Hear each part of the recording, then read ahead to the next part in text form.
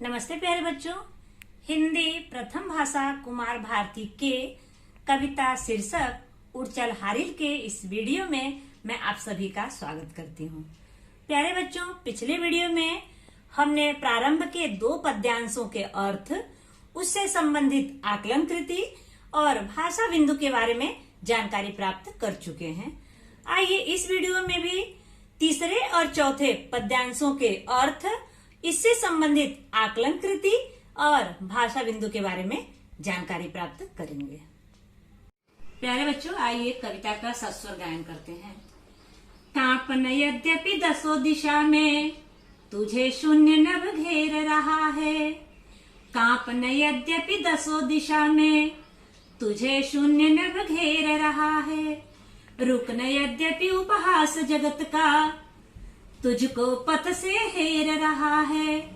रुकन यद्यपि उपहास जगत का, तुझको पथ से हेर रहा है। तू मिट्टी था किंतु आज मिट्टी को तूने बांध लिया है।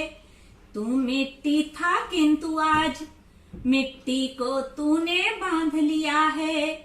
तू था सृष्टि किंतु सृष्टा का गुर तूने पहचान लिया है। तू था सृष्टि किंतु सृष्टा का गुर तूने पहचान लिया है। मिट्टी निश्चय है यथार्थ, पर क्या जीवन केवल मिट्टी है। मिट्टी निश्चय है यथार्थ, पर क्या जीवन केवल मिट्टी है। तू मिट्टी पर मिट्टी से उठने की इच्छा किसने दी है। तू मिट्टी पर मिट्टी से उठने की इच्छा किसने दी है। आज उसी ऊर्ध्वंग ज्वाल का तू है दुर्निवार हरकारा। आज उसी ऊर्ध्वंग ज्वाल का तू है दुर्निवार हरकारा। दृढ़ ध्वज दंड बना यह तिनका, सूने पथ का एक सहारा। दृढ़ ध्वज दंड बना यह तिनका, सूने पथ का एक सहारा। प्यारे बच्चों, कांपन यद्यपि दसों दिशा, यहाँ पे दसों दिशा का उल्लेख हुआ है। दसों दिशा कौन कौन सी है, क्या आप जानते हैं?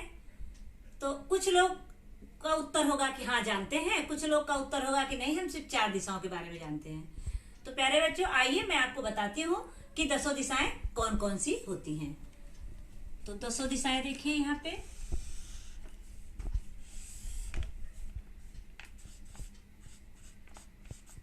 यहाँ पे उत्तर, यहाँ पे दक्षिण, यहाँ पे पश्चिम,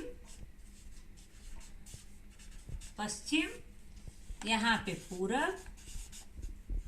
अब देखिए 4 दिशाएं तो हो गई।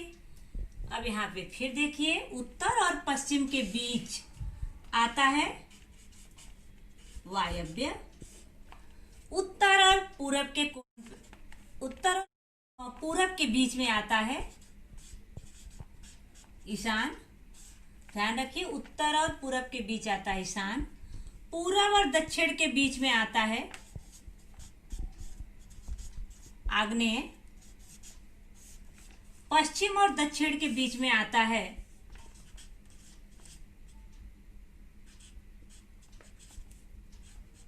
नैऋत्य।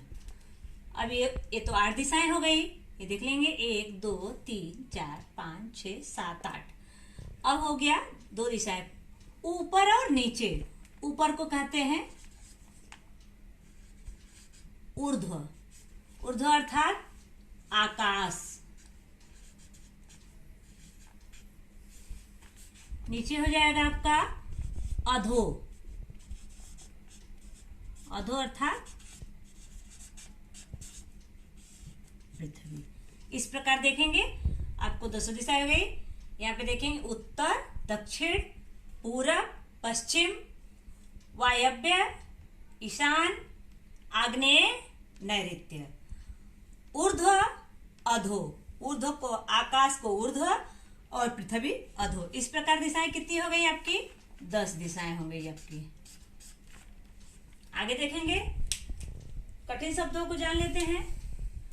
कठिन शब्दों में अब देखिए यहाँ पे दिया है तुझे शून्य नभ घेर रहा है, नभ आया है यहाँ पे।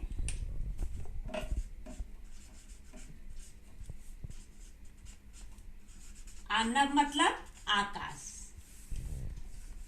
रुक न यद्यपि उपहास जगत का, उपहास, उपहास मतलब खिल्ली उड़ाना या मजाक उड़ाना, निंदा सूचक होता है वो, खिल्ली उड़ाना या मजाक उड़ाना, मजाक उड़ाना, उड़ाना। जगत, जगत मतलब संसार, संसार। तुझको पथ से हेर रहा है, पथ, पथ मतलब रास्ता, हेरना, हेर रहा है, हेरना मतलब ढूंढना,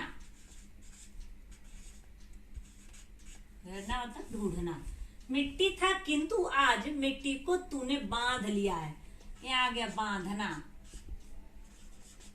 बांधना मतलब नियंत्रण प्राप्त करना,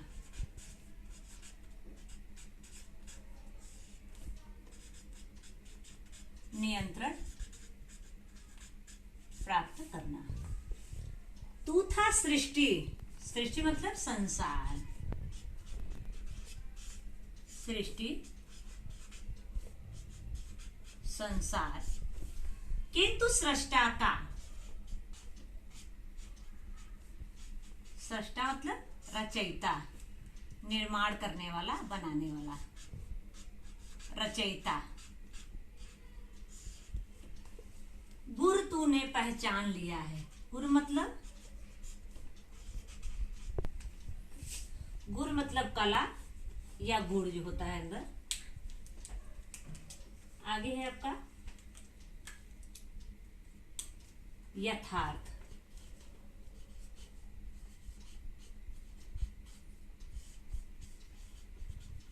यथार्थ मतलब सत्य। हो गया आपका। मिट्टी पर मिट्टी से उठने की इच्छा किसने दी है, आज उसी ऊर्ध्वंग,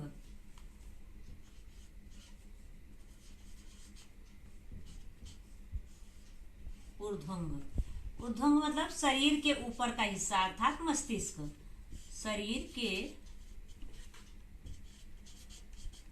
ऊपर का हिस्सा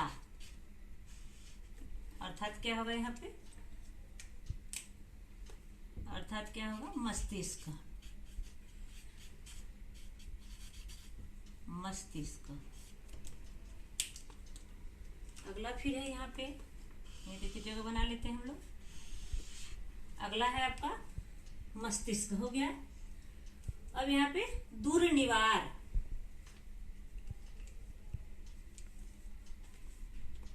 यहाँ पे देखेंगे दुर्निवार, दुर्निवार जिसका निवारण करना कठिन हो, जिसका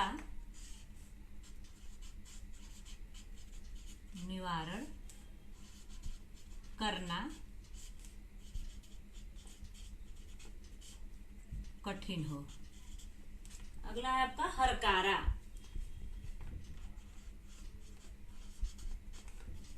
हरकारा मतलब संदेश वाहक या डाकिया, संदेश वाहक या डाकिया, संदेश वाहक या डाकिया। अब यहाँ पे देखेंगे दृढ़ मतलब मजबूत,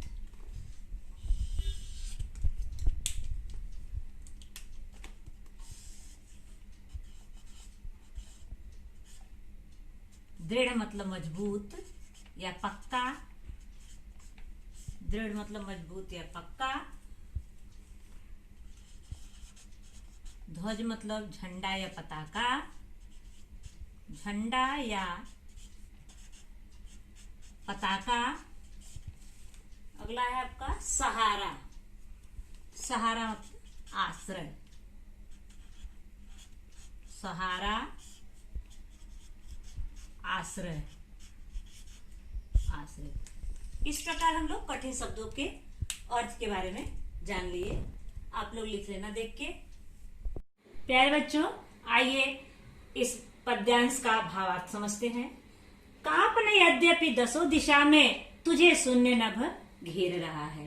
कवि अज्ञे जी कहते हैं कि हे हारिल पंछी, ऊंची उड़ान भरते समय यदि शून्य नभ तुम्हें घेरने लगे, अर्थात तुम्हारे पथ में रुकावट डालने लगे, तब भी तुम्हें भयभीत होकर कांपना नहीं है। रुक न यद्यपि उपहास जगत का तुझको पथ से हेर रहा है।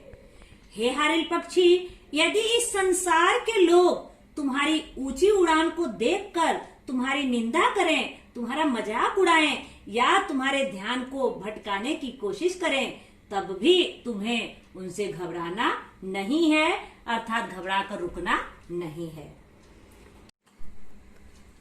तू मिट्टी था किंतु आज मिट्टी को तूने बांध लिया है। हे हारिल पक्षी, पहले तुम मिट्टी के एक अंश थे, लेकिन आज पूरी पृथ्वी को अपनी उड़ान से तुम बांध लिए हो। तू था सृष्टि किंतु सृष्टा का गुर तूने पहचान लिया है। पहले तुम मिट्टी की रचना मात्र थे, लेकिन आज तुमने निर्माता के गुण को पहचान लिया है।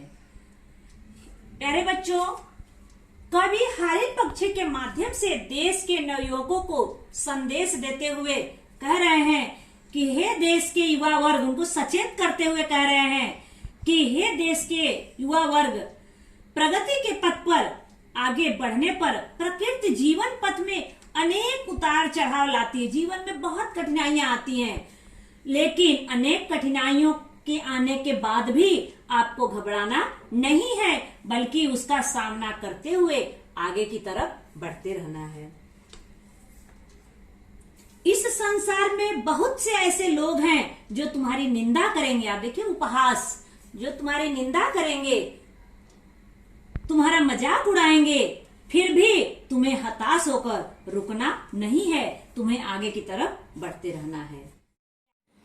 प्यारे बच्चों, कवि अज्ञे जी नवयुवकों को संबोधित करते हुए कहते हैं कि हे देश के नवयुवकों, पहले तुम साधारण मिट्टी अर्थात नश्वर इंसान मात्र थे, किंतु तुम में अब इतना पुरुषार्थ है कि तुम अपने पुरुषार्थ के द्वारा इस मिट्टी पर नियंत्रण प्राप्त कर लिए हो। पहले तुम सृष्टि के रचयिता मात्र थे, किंतु योग्यता एवं अथक प्रयासों से आज तुमने स्वयं सृष्टि रचयिता के कला को आत्मसात कर लिए हो। यहाँ कवि ने यह कहने का प्रयास किया है कि आज का मानव असमर्थ एवं अक्षम नहीं रहा, उसने अपनी क्षमता का विकास कर सृष्टि निर्माण की योग्यता प्राप्त कर ली है, वह रचनाकार बन गया है। मिट्टी निश्चय है यथार्थ, पर क्या जीवन केवल मिट्टी है? यहाँ कवि हारिल पक्षी से प्रश्न करते हुए कहते हैं कि यह हारिल पक्षी, यह शरीर मिट्टी का है, एक दिन मिट्टी में मिल जाएगा, यह भी सत्य है। मिट्टी का है, यह भी सत्य है, और एक दिन मिट्टी में मिल जाएगा, यह भी सत्य। लेकिन क्या इस बात को लेकर तुम हाथ पर हाथ रखकर बैठे रहोगे? जीवन और मृत्यु के बीच का जो समय है, क्या तुम ऐसे ही गवा दोगे? नहीं, हमें अपने जीवन को सफल बनाने के लिए हमेशा प्रयत्नशील रहना होगा। तू मिट्टी पर मिट्टी से उठने की इच्छा किसने दी है? पहले तो तुम मिट्टी के एक अंश थे, जमीन पर थे, पर किसी न किसी ने तुमको उड़ने की इच्छा जगाई होगी तुम्हारे अंदर, तब तुम अपने पंखों को फैलाकर तिनके के सहारे उड़ान भरना शुरू किए होंगे। तो अब रुको मत, आगे बढ़ते जाओ। आज उसी ऊर्ध्वंग ज्वाल का तू है दूर निवार हरकारा। प्यारे बच्चों, कवि अज्ञे जी कहते हैं कि हे हारिल पक्षी, जो तुम्हारे अंदर जोश था, जिसने तुमको उड़ने के लिए बाध्य किया था, तुम उसी के सहारे उड़ना प्रारंभ करो और ऊंचाइयों को छूते हुए लक्ष्य को प्राप्त करो। हे हारिल पक्षी, तुम ही इस दुर्लभ कार्य को करने का माध्यम हो या सहारा हो, एक डाकिया हो, तुम ही इस दुर्लभ कार्य को कर सकते हो। दृढ़ ध्वज दंड बनाया तिनका, सोने पथ का एक सहारा। कवि यज्ञ जी हारिल पक्षी से कहते हैं कि हे हारिल पक्षी, जिस प्रकार दृढ़ मतलब मजबूत, जिस प्रकार एक मजबूत डंडे में ध्वज आसमान में या पताका आसमान में लहराता है, उसी प्रकार जो तुम्हारे पंजे में तिनका है, उस तिनके के सहारे तुम आसमान की ऊंचाइयों को छूते रहो, क्योंकि वही तुम्हारे सूने पथ का सहारा मात्र है। कवि युवा वर्ग से प्रश्न पूछते हुए कहते हैं कि वास्तव में जीवन की सबसे बड़ी सच्चाई यही है कि मिट्टी नश्वर है। तो क्या सिर्फ मानव का जन्म लेना और मिट्टी में मिल जाना यही सत्य है? नहीं, इस मिट्टी से ऊपर उठने के लिए जो हमें मस्तिष्क मिला है प्यारे बच्चों, उसका सही उपयोग करना चाहिए। संसार के निर्माता ने ही मनुष्य में यह इच्छा शक्ति जगाई है, इसलिए अभी मानव को मस्तिष्क की क्रांति रूपी मसाल का डाकिया या संदेशवाहक कहा है। और यह समझाते हुए कहते हैं कवि हारिल पक्षी से कि हारिल पक्षी अर्थात मानव का तिनका रूपी यह साधन क्रांति ध्वज में लगने वाले डंडे का काम करेगा। हारिल रूपी मानव के सूने पथ का सहारा भी बनेगा। अतः उसे अपने आत्मबल पर विश्वास रखकर पुरुषार्थ करते हुए अपने लक्ष्य को प्राप्त करना चाहिए। तो आइए बच्चों, उन दो पद्यांशों से संबंधित आकलन कृति हम करते हैं। आकलन कृति में कृति 1 है, आकृति पूर्ण कीजिए। इसमें है कवि हारिल को सावधान रहने की चेतावनी देता है। आपके सामने पद्यांश होगी, उसमें से ढूंढना होगा। तो क्या क्या चेतावनी देता है कवि? तो परेशानियों से न डरकर, परेशानियों से न डरकर रहने की चेतावनी,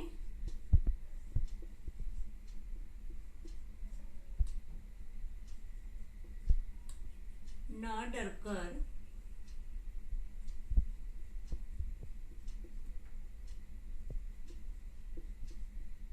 डरकर रहने की चेतावनी। ये आकृति एक बॉक्स में रहेगी। और दूसरे, उपहास से डरकर न रुकने की चेतावनी।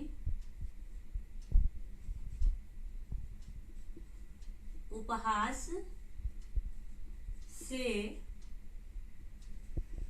डरकर न रुकने की चेतावनी।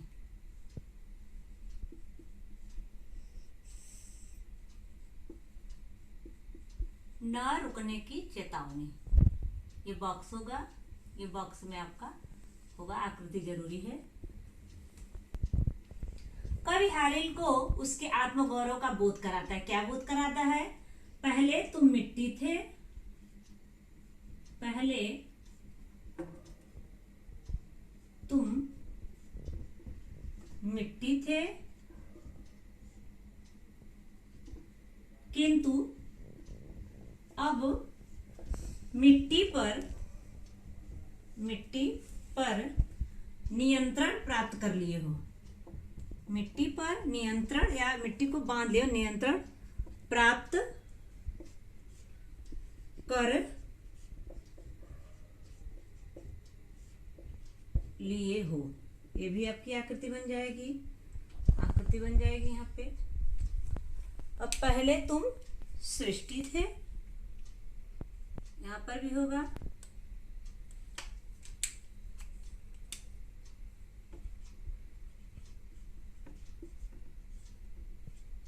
पहले तुम सृष्टि थे,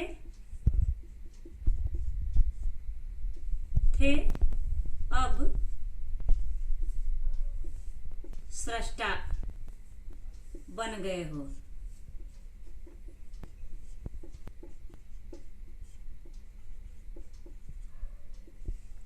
प्यारे बच्चों, इसको हम लोग पढ़ चुके थे। पहले तुम मिट्टी थे, मतलब मानव पहले मिट्टी होता है, बाद में वही मिट्टी अपने पुरुषार्थ के द्वारा नियंत्रण प्राप्त कर लेती है। वैसे ही पहले वो सृष्टि यानी संसार में पैदा होता है, फिर बाद में खुद ही रचयिता बन जाता है। पहले उसकी रचना की जाती है और बाद में खुद ही रचयिता बन जाता है। इसलिए पहले तुम सृष्टि थे, अब सृष्टा बन गए हो। अगला है आपका, ऐसे प्रश्न तैयार कीजिए जिनके उत्तर निम्नलिखित शब्द हों। अब देखिए, आपको ऐसे प्रश्न तैयार करना है जिनके उत्तर निम्नलिखित शब्द में है। जगह नहीं है, मैं ऐसे बता रही हूँ। अब जैसे पथ, पथ है, कौन सा ऐसा क्वेश्चन है जिसके उत्तर में पथ है? तो पथिक कहाँ चलता है? पथ पर चलता है। अगला आपका, शून्य नभ, हारिल पक्षी को कौन घेर रहा है? हारिल पक्षी को कौन घेर रहा है? तो कौन घेर रहा है? शून्य नभ घेर रहा है। उत्तर में आ गया। मिट्टी, बीज कहाँ बोए जाते हैं? मिट्टी में बोए जाते हैं। अगला है सहारा, बुढ़ापे में किसकी जरूरत पड़ती है? तो सहारे की जरूरत पड़ती है। इस प्रकार क्वेश्चन बनाना है जिसका उत्तर यही हो। ध्यान रहे, ऐसे एग्जाम में आता है। अगला है, कवि द्वारा हारिल से पूछे गए प्रश्न। अब आंसर देखेंगे यहाँ पे कि क्या मानव जीवन केवल मिट्टी है? कवि द्वारा हारिल से पूछे गए प्रश्न। क्या पूछ रहा है प्रश्न? क्या मानव जीवन, देखिए, क्या मानव जीवन, क्या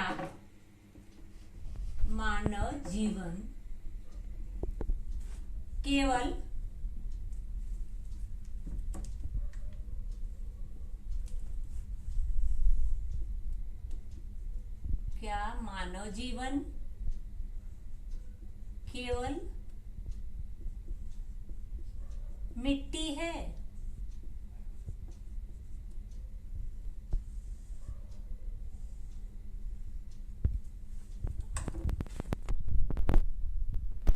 अगला है आपका, मिट्टी से ऊपर उठने की इच्छा, मिट्टी से ऊपर उठने की इच्छा किसने दी है? किसने दी है?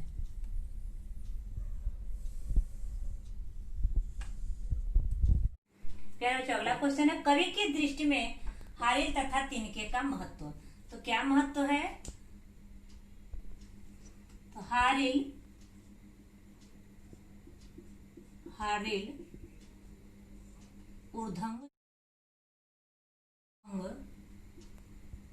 ऊर्ध्वंग ज्वालका का डाकिया है।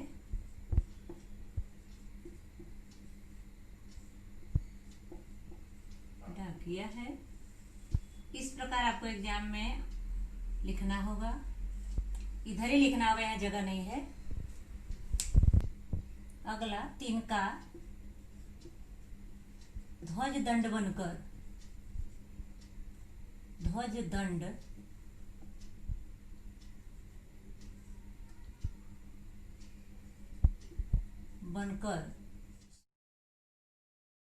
या सूने पथ